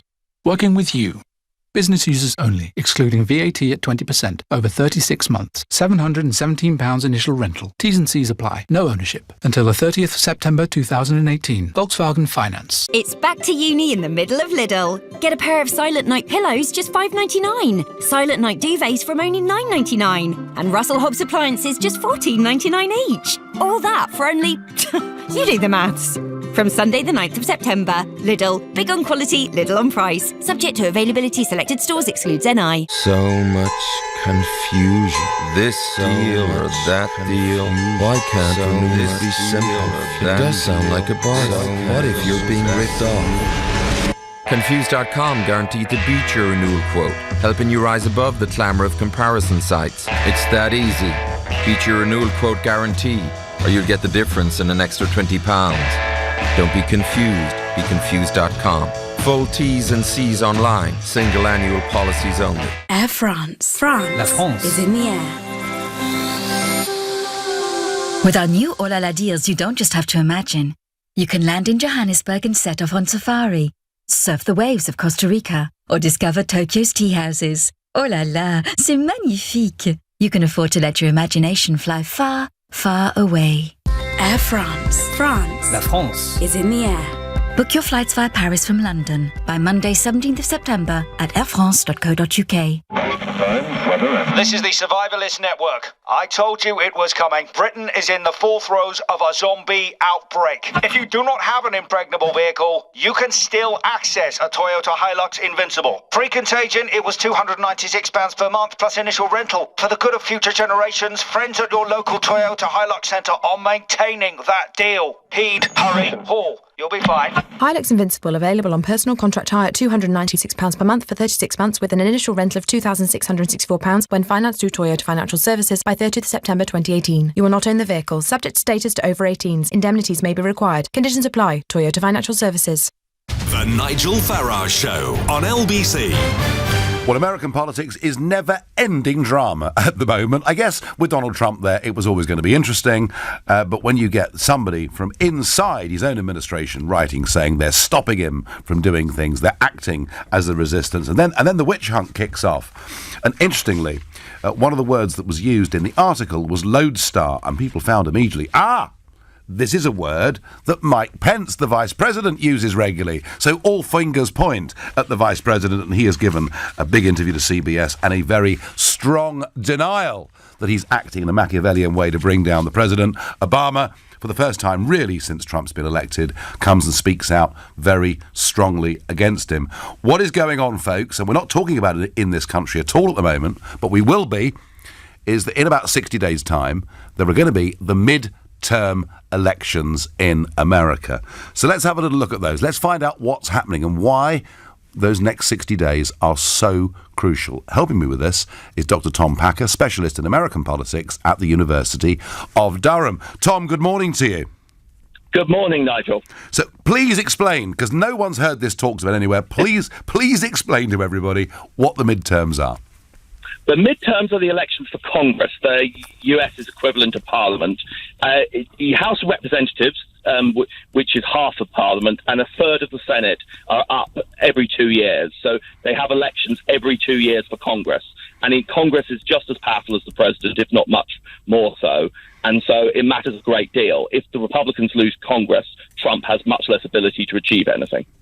Right, so the talk is, from what I've understood of this, that his majority in the Senate looks relatively safe, but it's the House of Representatives, it's rather like the House of Commons, where he could lose his majority. Is there any polling out there, Tom, at the moment to suggest that may well happen? Yes, there's quite a fair amount of polling at the moment. The House of Representatives has over 400 members who are up every 2 years. So the big picture is what really matters for that. And the polling is showing the Democrats ahead by 8 or 9 points. Now, the lines are biased a bit in favour of the Republicans, but that almost certainly means a Republican majority. I would say, Democratic majority, sorry. I would say that's very, very likely. It would be like most estimates are the Republicans have about a fifth chance of holding the House. I think it's less. And I would disagree slightly on the Senate.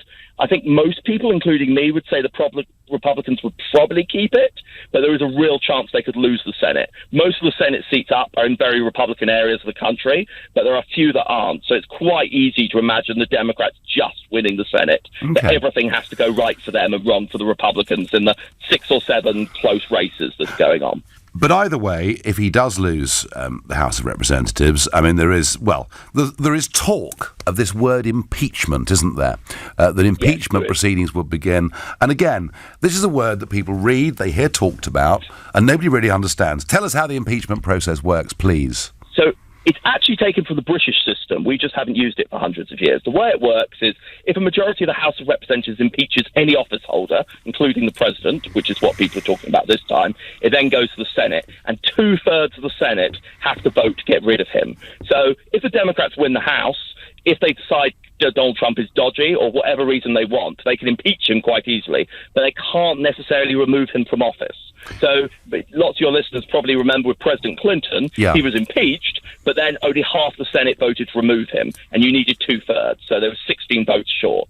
So I think at the moment you'd need some very big new revelations coming out for enough Republicans to defect for 2/3 of the Senate to vote to get rid of him. That has to be more news. Yeah, on current form, nothing like that is going to happen at all. But isn't it funny? I mean, they've built this system, Tom, with checks and balances, but haven't they almost guaranteed that every president finishes up for the last half of their presidency, effectively, in legislative terms, being a lame duck? There's a lot in that. I mean, of course, the founding fathers, the people who created the US Constitution, wanted it to be hard to pass stuff, and they didn't believe in political parties, so they didn't quite realise how Congress and the president could polarise against each other. Having said that, if the president endorses policies on the other side of the political spectrum, so actually, if you look at the last 2 years of President Bush's presidency, quite a lot of left-wing policies like subsidising the banks passed, and that could well happen again, particularly if Donald Trump, who has a very interesting ideological history, ends up agreeing with the Democrats on some issues like trade or public spending. Now, I suspect it will all become a fight about whether he'll be impeached, and that will drown it out. But if President Trump backed the Democrats' agenda, that can make life very interesting. Yeah, and just finally, Tom, what are the key states for us to watch over the course of these next 60 days? In terms of the House, I think California and Illinois, there are big Republican majorities that look vulnerable. So California and New York, are particularly important. In terms of the Senate, I think key states to look at are North Dakota, where the Republicans might gain one, and Arizona, where the Democrats might. If the Democrats win both of those, they've got a good chance of winning the Senate. If they lose either one, the Republicans have kept the Senate. Terrific. Thank you very much indeed. That was Tom Packer, specialist in American politics at the University of Durham, basically saying that where we are now, the odds are stacked against the president for these midterm elections. And that would mean if he loses control of the House of Representatives, basically getting any more significant legislation through for the last half of his term as president would be, I think, pretty close to impossible, is a reasonable way of putting it. And the chances of them launching an impeachment procedure against him pretty high, though it's unlikely, unless more revelations came out about Trump, for that actually to go anywhere, but it could just clog the whole system up. And this on the back, of course, of this all-out assault being launched on him, not just by Obama, but by people who work in his own administration. And I'm asking you, Trump has talked about the deep state. He's talked about people working against him. Many have thought it's absolute conspiracy theory. Greg on Facebook says, did paranoia get a mention? Yeah, Greg, a lot of people said that. But here today, John Sopel, the BBC's North American correspondent, and somebody who I think is viewed as being a very good journalist, the headline of his article, Trump's enemies are proving his conspiracy theories true.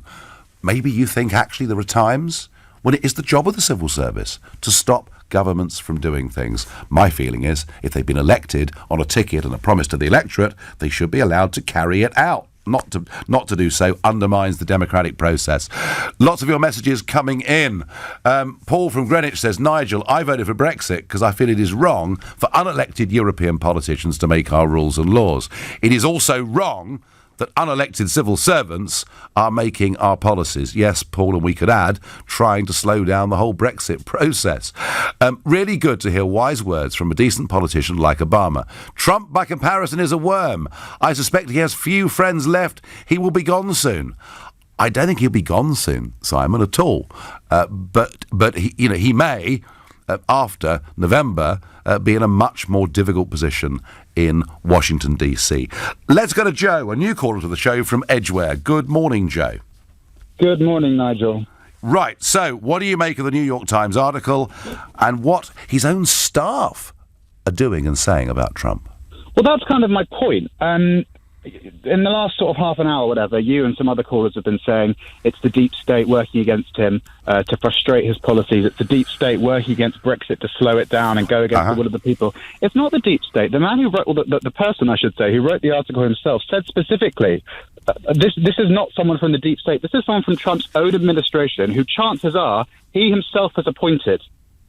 Similarly, with Brexit in the UK, it's not the civil sector. It's not some shady cabal of powerful men, interested in the status quo that are slowing down Brexit. It's the Prime Minister and it's her appointed cabinet. And the reason that people like you and like Mr. Trump are pushing this narrative that there's some sort of conspiracy working against us, trying to frustrate the will of the people, is because when it all goes tits up, when the coal plants don't reopen in America, when we've got queues at Dover here, or we're stockpiling food and medicine, it's so you can have someone to blame. Joe, I would make the point to you that Ollie Robbins is a civil servant.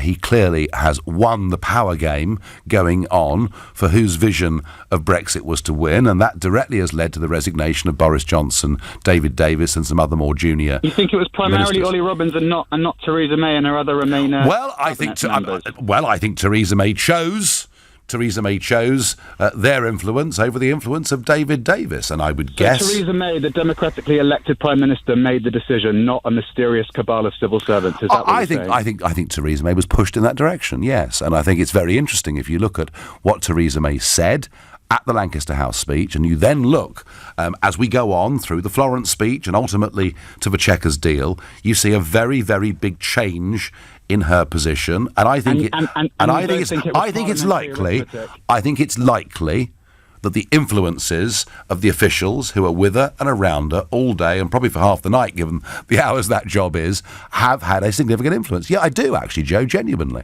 Was she under duress, or is she making these decisions herself based on how politics always works and has always worked? Well, that's the point.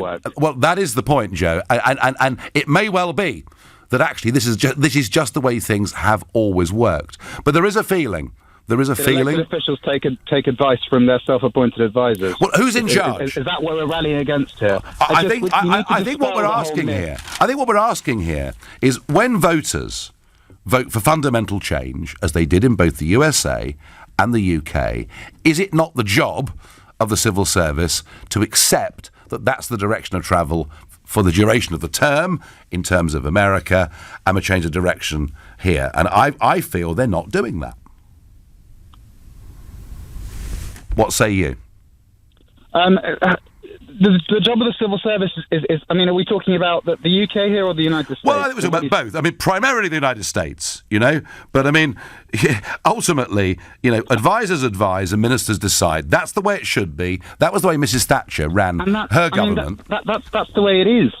Well, the Prime Minister decides and advisors advise. Well, that's exactly what you've just said is happening. Maybe the advisors have too much power. Joe, I've got to let you go, and a quick apology, folks, there. Joe did use a word we shouldn't be using at this time of the day. You're listening to the Sunday edition of Nigel Farage Show here on LBC. It's 11:46.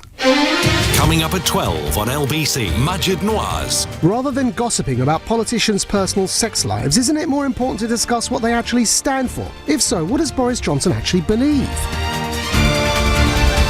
Majid Nawaz on LBC. The Seven Dwarfs were in a bit of a pickle. With the mines closing down, their finances were somewhat fickle. They looked to downsize their home fast, so Snow White could make her debts a thing of the past. Boys, the cottage is looking well rough. So they spoke to the friendly team at Property Rescue, who buy properties in any condition and can offer a guaranteed sale in as little as 2 days, hassle-free. Fast forward to living happily ever after. Visit propertyrescue.co.uk. Property Rescue. Fast forward to sold. Welcome to our Trust Ford dealership. I see you're interested in the all-new Ford Focus. Any questions? I need power and fuel efficiency. Can lane centering really keep me on course? Can I really drive it home today? We focus on whatever matters to you because, well, it matters to us. With Trust Ford now, you can drive away selected vehicles, including the all-new Ford Focus, from our dealerships the very same day. Visit Trust Ford now. Terms and conditions apply. Visit trustford.co.uk/now for details. You know your business, what keeps you up at night, and what gets you fired up every morning. You know your 5-year plan and that you really want to be there in 2. We know we can help you get there. Barclays now offers unsecured loans of up to £100,000 that can be with you in days or even hours. To apply for a loan that's just right for your business, search Barclays Business Loans. Let's go forward. Subject to status. T's and C's apply. Guarantee may be needed. Woodwind. Brass. Strings. When individuals obsessed with perfection perform as one, the result is spectacular. At Darwood & Tanner, we're proud to work in partnership with your dentist on our quest to create the perfect implant solution, even in the most challenging of cases. Darwood & Tanner, your smile is our healthy obsession. An amazing kitchen, an amazing bathroom, an amazing hallway. At Amazing Tiles, our range of porcelain, ceramic and bespoke tiles can make any home amazing. Right now, buy 5 metres or more of plain tiles and get 1/3 off the retail price. Visit our showroom and warehouse at Park Royal Road, London, or call 0208 83 84 900. Make your home amazing at amazingtiles.com. Hi there, I've got a package from Mr. Peters. Oh, lovely. We're just up the stairs. Past the Archer turret, up the 80-foot hot tar wall, over the moat with the crocodile, then left. Okay. But if you see a wall of sharpened logs, you've gone too far. So go right until you see the steel spiked gate. Go through there, then over the narrow bridge with the sharp drop. Right. And we're the lilac door surrounded by the wisteria in full bloom. Fortify your home with BT Broadband. All our customers get BT Virus Protect with McAfee and parental controls included as standard. BT. Be there. It's XXL week at Lidl. Get an XXL pack of 4 stone baked margaritas, only $2.49. XXL packs of breaded or battered fish fillets, also $2.49. And an XXL pack of almond ice creams, just $2.09. Lidl, everything's XXL, except the price. Subject to availability, selected stores, excludes NI. Your future is here. The Global Academy, a forward-thinking state school for 14 to 19-year-olds interested in a media career. Visit globalacademy.com to find out more. The Nigel Farage Show. Text 84850. And I think later on today, UKIP will be in the news because their NEC meets today to discuss a controversial motion as to whether their party conference should have a debate and a vote on whether Tommy Robinson should join the party. And this morning, Gerard Batten, UKIP's leader, has come out and praised the bravery of the former English Defence League leader. Now, it's interesting because the rules, and I sort of wrote them basically, are that UKIP bans people who are members of far-right groups from even joining the party, but Mr Batten is arguing that a special exception should be made. So I think there'll be a bit of talk about UKIP later on tonight and tomorrow. I think actually politically, UKIP could be in a very good place. There's a bigger and bigger and bigger gap opening up on Brexit amongst Labour voters and amongst Tory voters, and the NEC in their infinite wisdom will have to decide whether Tommy Robinson helps people focus on that or not. I won't attempt to influence it. I think I've said enough on this subject already, but it will be interesting. Now, on Twitter, I get, Nigel, you are an unelected, unrepresentative. You should stop trying to influence people. You could be seen as the deep state. Listen, matey, you could argue that every single commentator, every single journalist in the country was an unelected representative. And in case you hadn't noticed, I wish I wasn't really, but I am off to Strasbourg in the morning. We've got a really big week in Strasbourg coming up, including Viktor Orban, the Hungarian Prime Minister, is coming to address Parliament and no doubt get abused by Mr Verhofstadt. And we've got Mr Juncker's State of the Union debate. And I'm going to be in that European Parliament until we leave the European Union. And far from being unrepresentative, actually, do you know what? When I was elected last time, my party came top in the country, so don't give me that. Vicky is calling from Brighton. Vicky, good morning. Hello, good morning, Nigel. Yes, I certainly think President Trump is being undermined from within. He's not one of the establishment, and people don't like the things he's doing, but he's running America as he sees correctly as a businessman and making it, more jobs, etc. But, with regards to this country, we shouldn't be surprised at all because Tony Blair, I think, went out of his way to politicise the civil service. And lots of commentators over the years have said this. And so basically, I feel very, very strongly about this. And I think that, you talk about dear Ollie. Well, when you look him up, he's never been in business. He's never done anything. He's just been a civil servant. And I think the whole of the establishment has got these people. And, of course, up and down the country, Blair made sure that people who thought like him got into major establishments like the BBC, etc., etc., etc. And this is undermining our whole... I think you raise a very good point, Vicky. A very good point. It was said that Gladstone gave us the least corrupt, the most honest civil service in the world, and one that acted with political neutrality. And many observers, Vicky, would share your observation that Blair politicised it in many, many ways. I think he did, yeah, absolutely. Just one other thing I'd like to say. Even at a local level, and over the years I've gone to council meetings, etc., sitting in the public gallery and all this kind of stuff.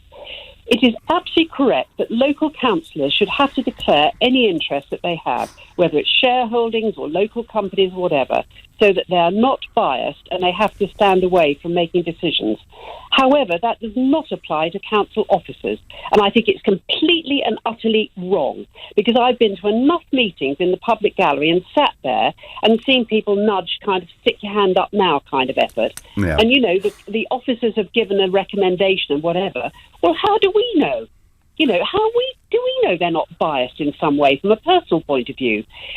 Council officers and senior civil servants who are always protected should have to declare interest like shareholdings and companies and all the rest of it. No, that's a fair point. Vicky, it's a fair point. The rule should apply both ways. I get that. Civil servants shouldn't advise. They should carry out the will of the electorate, if not leave. I get on Twitter. Well, no, they're allowed to advise. I just happen to think that their advice is just all-consuming, and in many ways it does. Maybe Mrs May's been influenced. I don't know.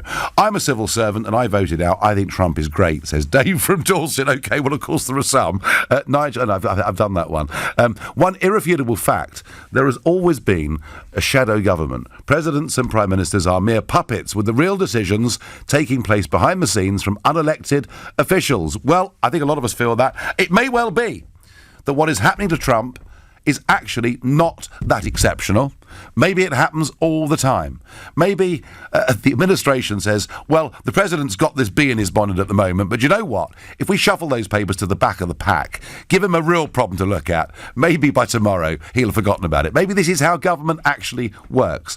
I just feel that the establishment, civil services of both countries don't like those big results of 2016 and want to do something to try and change it. And I don't like that.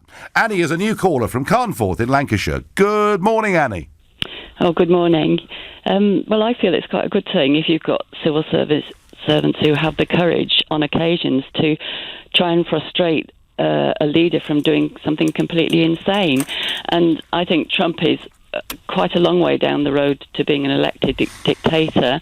I'd put him on the same par, really, as Putin and Erdogan. Hang on, Annie, how's he a dictator? I mean, you know, he is answerable for what he does. He'll be held democratically accountable. If he wants to get legislation through, he's got to put it through two houses on Capitol Hill. I mean, he hasn't got the powers of a dictator, has he? Well, he can sign all those orders that he was so keen on being, filmed being signed in his office. You know, those orders where he can just basically, put things into motion himself and not have to go through either of the two houses. He's done quite a lot of that, actually, when he first got in. And he's done things like what dictators do, trying to make people believe that they can't believe anything the press says, any of the media, trying to make people believe that you can't trust the judiciary, all those kind of things. And if you look what's just been happening in Germany just recently with all those neo-Nazis on the street, they were shouting slogans, lying press, which is actually a Nazi was a Nazi slogan in the 1930s, and that's what Trump says, fake news all the time. But I understand why he says fake news, but I genuinely do. I mean, actually, in many ways, the Democrats, Annie, are in such a mess in terms of their leadership in America that it's almost as if CNN and the New York Times have now become the opposition rather than objective press commentators. Annie, I mean, you may disagree totally with the Trump agenda and think it's dangerous, but has he done anything different to what he promised the electorate he would do? Probably not, but on the other hand, some of the things he has I don't know whether he ever mentioned the Paris Climate Accord endlessly before. Well, if he did, fair enough, but that's still incredibly dangerous for the world. He's not just a danger to the American people, he's a danger to the world. So, I just think good on the people who are trying to frustrate him from doing anything too completely insane. And Annie, what about the people who voted for him and want him to do these things? Well, I mean, people voted for Hitler, didn't they? Not with a majority, no. They did vote for Hitler in very significant numbers, and the German constitution collapsed. Annie, I thank you for your call. I thank all of you for your calls. One way of helping to ensure civil servants do not block the democratic will is to open up the civil service and politics and the media and the professions to normal working class people. Instead, we have a hereditary meritocracy. The upper middle class is only promoting the best from within their own class. Thus says Dominic in Banbury. Be a lot more of Trump over the next 60 days as those midterms approach. You've been listening to the Nigel Farage Show here on LBC. I'll be back tomorrow evening at 6. At 3 this afternoon, it's Ian Payne. But up next, it's Majid Nawaz. Thank you, Nigel. Coming up, a new report has concluded that religious education in schools needs a major overhaul to reflect an increasingly diverse world and should include the study of atheism, agnosticism and secularism. Do you agree? Before that, HMRC, that's Her Majesty's Revenue and Customs, has admitted for the first time that it allows the most powerful members of society to escape prosecution for financial crimes. Are the rich getting away without paying their fair share?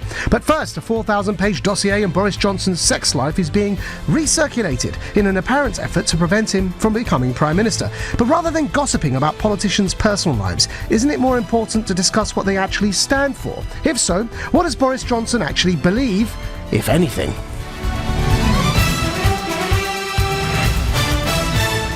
On your radio, on your phone, and here.